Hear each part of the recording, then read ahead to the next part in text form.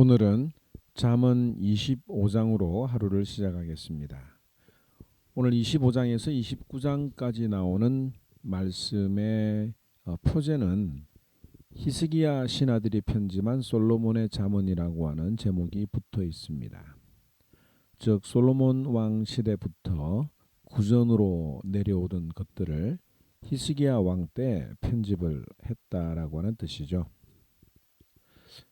요즘 말로 속이 시원하다라고 하는 것을 사이다다라고 표현을 합니다.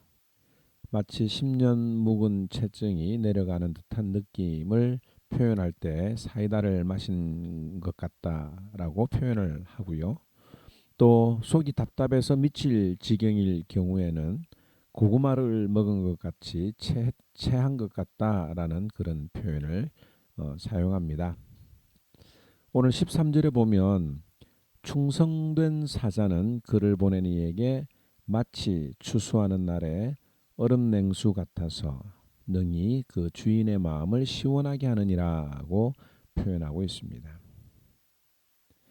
충성된 신자들은 하나님의 마음을 시원하게 하는 한여름날의 얼음 냉수와 같은 존재이어야 하지 않습니까? 오늘 이 말씀을 묵상하면서 나는 하나님 앞에서 사이다 같은 존재인가 아니면 고구마 같은 존재일까 한번 생각해 보면서 오늘 하루 이 말씀을 통해서 사이다 같은 존재로 살아가면 참 좋겠습니다. 사이다 같은 존재, 주인의 마음을 시원하게 하기 위해서는 크게 두 가지로 우리가 구별해서 살펴볼 수 있는데요. 첫째는 하나님의 뜻을 잘 분별하는 자가 주인의 마음을 시원하게 하는 자입니다. 2절에 보면 이를 숨기는 것은 하나님의 영화요 이를 살피는 것은 왕의 영화니라. 여기 이를 숨긴다라고 하는 것은 하나님의 뜻을 깨닫기가 어렵다라고 하는 그런 뜻입니다. 그러나 왕은 하나님의 뜻을 해석해서 국민들을 잘 통치하는 것이 그의 임무라고 볼 수가 있습니다. 예로부터 왕은 위로는 하나님의 뜻을, 아래로는 백성의 마음을 잘 헤아려서 정의롭게 나라를 다스려야 할 책임이 있다라고 하는 것을 가르치고 있는데요. 하나님의 뜻을, 숨겨진 하나님의 뜻을 잘 발견하는 것이 왕 같은 제사장인 우리 신자들이 해야 되는 일이라고 봐야 되겠습니다. 뿐만 아니라 이 왕은 신하를 잘 뽑아야 합니다. 오늘 이 본문에 보니까 은에서 찌꺼기를 제거하듯이 악한 자들을 제거해야 한다. 그리고 겸손한 자들을 분별해야 할 능력이 있어야 한다고 말하고 있습니다. 신자는 하나님의 뜻을 잘 깨달아서 내게 주신 삶에서 열매를 맺는 자들입니다. 그리고 그 열매는 반드시 악한 것들을 제거하고 또 겸손해질 때 그 열매가 맺어진다는 것 우리가 기억을 하면 좋겠습니다. 둘째로 여러 가지 내용들이 있지만 이 내용을 하나로 묶어보면 이웃을 사랑할 때 주인의 마음을 시원하게 한다라고 볼 수가 있습니다. 오늘 이 8절에서 28절에 나오는 나머지 내용은 이웃과의 관계에 대해서 말을 하고 있는데 8절에 보면 서둘러 나가서 다투지 말라라고 이야기를 하고 있죠. 사람들은 자신의 감정을 잘 다스릴 수 있어야 합니다. 특별히 감정이 상하고 자존심에 상처를 입었을 때에 속 시원하게 할 말하고 또 상대방에게 달려든다면 되돌이킬 수 없는 어려움에 처하게 됩니다. 자신의 감정을 다스린다는 것이 쉬운 일은 아니죠. 그러나 참고 인내하는 사람은 정금처럼 단련된 인격에서 나오는 말로 아로새긴 은쟁반의 금사가 같이 빛나게 될 것이라고 말합니다. 11절에 보면 경우에 합당한 말은 아로새긴 은쟁반의 금사가니라. 또 뿐만 아니라 15절에 보면 오래 참으면 관은도 설득할 수 있나니 부드러운 혀는 뼈를 깎는다고 합니다. 자신의 감정을 잘 다스리며 인내하는 것이 오히려 더 큰 힘이 있다고 하는 것을 알려주죠. 또 16절에 보면 너는 꿀을 보거든 조카리만큼 먹으라 과식함으로 토할까 두려우니라. 이웃과의 관계에서 욕심을 부리지 말라라고 하는 말입니다. 여러분들 황금알을 낳는 그 위에 배를 가르는 이야기를 아십니까? 이웃과의 관계를 계속 잘하고 싶으면 상대방을 아끼고 존중해야 합니다. 그런데 좀 친해지고 편해지면 오히려 그 상대방에게 더 많은 것들을 요구하게 되는 진상이 되는 경우들도 있지요. 정말 여러분들이 이웃과의 관계를 잘하고 싶으면 상대방을 아끼고 존중을 해야 합니다. 뿐만 아니라 더 적극적으로 사랑을 베풀어야 하는데 원수까지도 사랑해야 한다고 성경은 말합니다.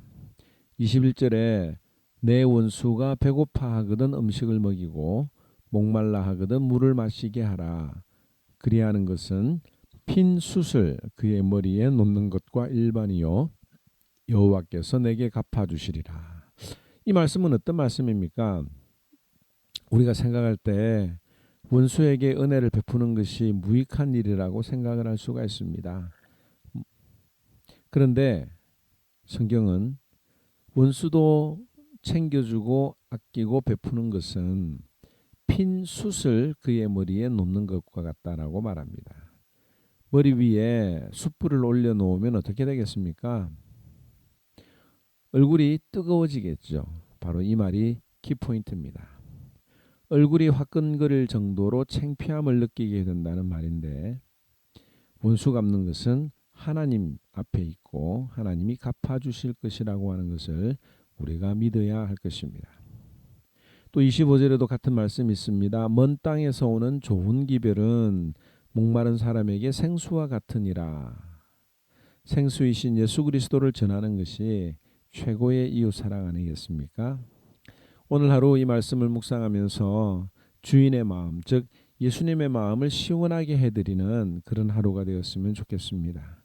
그러기 위해서는 우리가 하나님의 뜻을 잘 분별해야 하고 또 이웃을 심지어 원수들에게도 사랑을 베풀 때 그 일들이 가능하지 않겠습니까?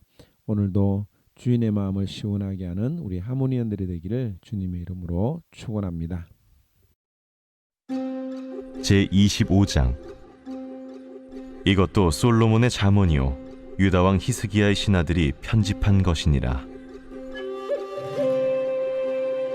이를 숨기는 것은 하나님의 영화요 이를 살피는 것은 왕의 영화니라. 하늘의 높음과 땅의 깊음같이 왕의 마음은 헤아릴 수 없느니라. 은에서 찌꺼기를 제하라. 그리하면 장색에 쓸만한 그릇이 나올 것이요 왕 앞에서 악한 자를 제하라.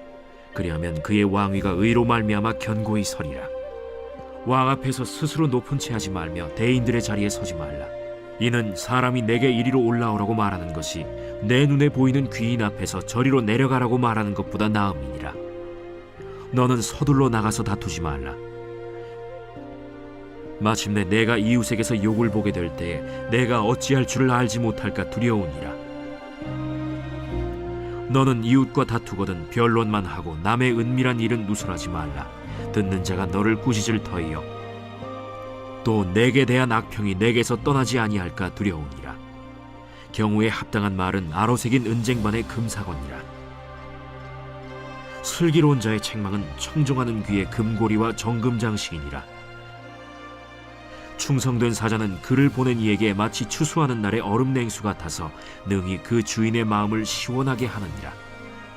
선물한다고 거짓 자랑하는 자는 비 없는 구름과 바람 같으니라. 오래 참으면 관원도 설득할 수 있나니 부드러운 혀는 뼈를 꺾느니라. 너는 꿀을 보고는 조카리만큼 먹으라. 과식함으로 토할까 두려우니라. 너는 이웃집에 자주 다니지 말라. 그가 너를 싫어하며 미워할까 두려우니라. 자기의 이웃을 쳐서 거짓 증거하는 사람은 방망이요 칼이요 뾰족한 화살이니라. 환난 날에 진실하지 못한 자를 의뢰하는 것은 부러진 이와 위골된 발 같으니라. 마음이 상한 자에게 노래하는 것은 추운 날에 옷을 벗음 같고 소다 위에 식초를 부음 같으니라. 내 원수가 배고파하거든 음식을 먹이고 목말라 하거든 물을 마시게 하라. 그리하는 것은 핀수칠 그의 머리에 놓는 것과 일반이요 여호와께서 내게 갚아주시리라. 북풍이 비를 일으킴같이 참소하는 혀는 사람의 얼굴에 분을 일으키느니라. 다투는 여인과 함께 큰 집에서 사는 것보다 움막에서 혼자 사는 것이 나으니라. 먼 땅에서 오는 좋은 기별은 목마른 사람에게 냉수와 같으니라. 의인이 악인 앞에 굴복하는 것은 우물이 흐려짐과 샘이 더러워짐과 같으니라. 꿀을 많이 먹는 것이 좋지 못하고 자기의 영예를 구하는 것이 헛되니라. 자기의 마음을 제어하지 아니하는 자는 성읍이 무너지고 성벽이 없는 것과 같으니라.